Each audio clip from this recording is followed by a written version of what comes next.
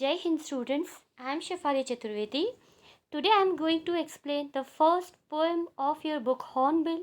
The name of the poem is A Photograph और इस poem को लिखा है पोएटस शर्ली टॉल्सन ने। सबसे पहले हम देखते हैं कि फोटोग्राफ ये पोएम जो लिखी है ये किस बारे में लिखी है।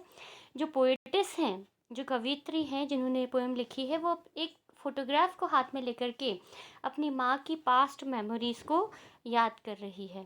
तो line by line I am explaining the poem. जहाँ पर आपको हार्ड वर्ड लगे उसका मीनिंग आप अपनी कॉपी में नोट कर लें। The cardboard shows me how it was when the two girl cousins went paddling. The cardboard, यहाँ पर कार्डबोर्ड वर्ड जो है वो फोटोग्राफ को रेफ़र किया गया है कि ये जो फोटोग्राफ है शोज़ मी, ये मुझे बता रहा है हाउ इट वॉज, कि वो समय कैसा था। When the two girl cousins went paddling, जब अपनी दो कज़िन गर्ल यानी अपनी दो चचेरी बहनों के साथ वो पैडलिंग के लिए गई थी। पैडलिंग का मीनिंग होता है बीच पर घूमना, जो है नंगे पैर समुद्र के किनारे टहलना, उसे कहते हैं पैडलिंग, समुद्र के किनारे घूमना।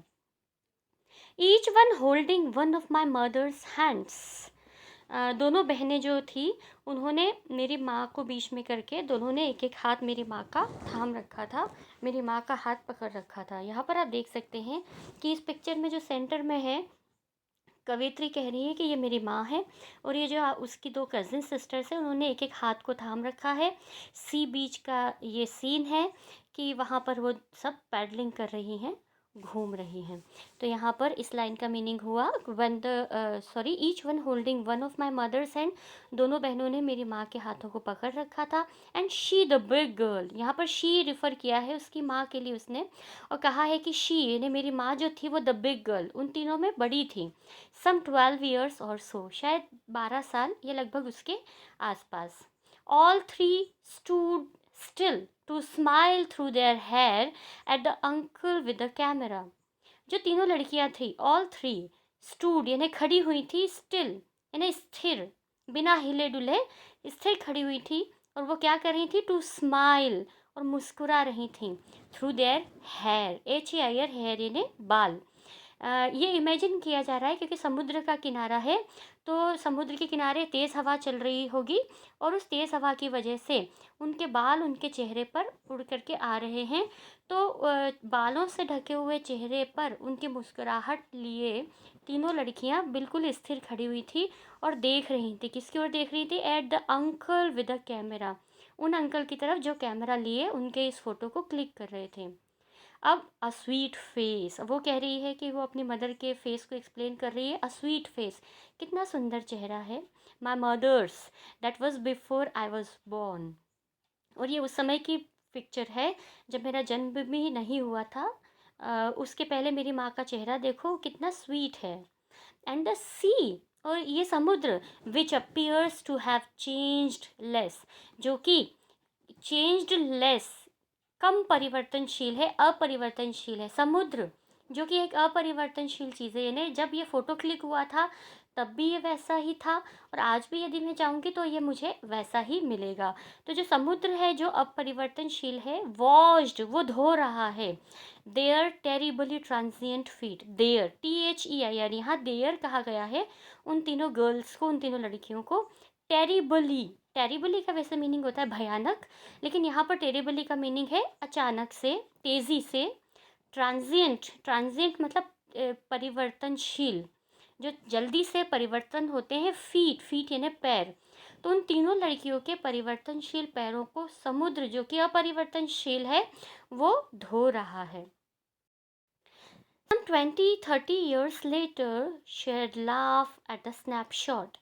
इस फोटो को क्लिक करने के 20 to 30 ईयर्स के बाद, लेटर यानी बाद, share laugh at the snapshot, वह उस फोटो को देख करके हंस रही थी। देखिए यहाँ पर थर्ड वर्ड मिला है सिमिलर, स्नैपशॉट।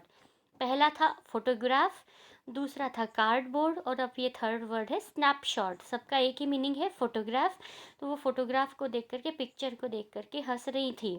सी बेटी एंड डॉली, देखो बेटी और डॉली को, वो जो दो कजिन सिस्टर्स थी उनका नाम है। तो वो बोलती हैं शेयर्ड से, उन्होंने कहा था, and look how they dressed us for the beach, और देखो उन्होंने हमें बीच पर जाने के लिए किस तरह के कपड़े पहनाए थे, कैसे तैयार किया था। यहाँ पर दे किसको रिफ़र किया जा रहा है, उनके पेरेंट्स को। वो उसकी मदर कह रही है अपने पेरेंट्स के लिए और दोनों कज़िन सिस्टर्स के पेरेंट्स के लिए कि उन्होंने देखो हमें कैसे कपड़े पहनाए थे, बीच पर जाने के लिए कैसे तैयार किया था। The C holiday was her past, mine is her laughter. जो सी हॉलीडे था, वो समय जो उन्होंने अपनी दोनों बहनों के साथ बिताया था, वो उनके लिए पास्ट था। And mine is her laughter, और मेरे लिए मेरी माँ की वो हंसी, वो मुस्कुराहट एक पास्ट बन चुकी है। अब माइन इज़ हर लाफ्टर, वो ऐसा क्यों कह रही है, क्योंकि उसकी माँ की डेथ हो चुकी है, वो इस दुनिया में नहीं है। तो इसलिए वो कह रही है कि जो सी हॉलीडे था वो मेरी माँ का पास्ट था, और मेरे लिए मेरी माँ की हंसी एक पास्ट है। बोथ राय, WRY, राय मतलब होता है डिसअपॉइंटेड, निराश, with the laboured ease of loss. देखिए लेबर्ड ईज, दो अपोजिट मीनिंग वाले वर्ड्स को यहाँ पर एक साथ यूज़ किया गया है। लेबर्ड यानी बड़ी मुश्किल से, कठिनाई से, और ईज यानी आराम से, दोनों को एक साथ यूज़ किया है। ये एक पोएटिक डिवाइस है, फिगर ऑफ स्पीच है, जिसे ऑक्सीमोरोन कहा गया है। दोनों वर्ड्स को एक साथ यूज़ किया गया है, लेकिन यहाँ पर ये मीनिंग डिफरेंट रखते हैं। देखिए बोथ राय, दोनों डिसअपॉइंट थे। विद द लेबर्ड यानी मुश्किल से, ईज ऑफ लॉस यानी जो हमको जो लॉस हुआ है उस लॉस को बड़ी मुश्किल से, ईज कंफर्ट होने में यानी बैक टू नॉर्मल होने में हमें बहुत समय लगा था। बहुत मुश्किल से हमने उस लॉस को रिकवर किया था। तो लेबर यानी मुश्किल से, लेकिन ईज यानी होता है सारी स्थितियाँ सामान्य होने में बहुत समय लगा था, मुश्किल से हम उन चीज़ों को भूल पाए थे। Now she is been dead nearly as many years as that girl lived. अब मेरी माँ हमारे बीच नहीं है, और उनकी डेथ को लगभग उतना ही समय हो गया है जितने साल की वो लड़की उस समय थी, यानी मेरी माँ उस समय जितने साल की थी, आज उनकी डेथ को लगभग उतने ही साल हो गए हैं। तो जब वो फोटोग्राफ क्लिक किया था तब उसकी मदर 12 ईयर्स की थी, तो लगभग उसकी माँ को डेथ हुए 12 साल बीत चुके हैं। एंड ऑफ दिस सर्कमस्टेंस, और आज इस परिस्थिति में, सर्कमस्टेंस यानी परिस्थिति में, देर इज़ नथिंग टू से एट ऑल। मेरे पास उस चीज़ को व्यक्त करने के लिए कोई शब्द नहीं है, मेरे पास कहने के लिए अब कुछ भी नहीं है। इट्स साइलेंस, साइलेंसेस, चारों तरफ सिर्फ साइलेंस और साइलेंसेस, ये दो बार यूज़ क्यों किया गया है, क्योंकि यहाँ पर इन दोनों का भी डिफरेंट मीनिंग है, डिफरेंट एस्पेक्ट्स में इनको यूज़ किया गया है।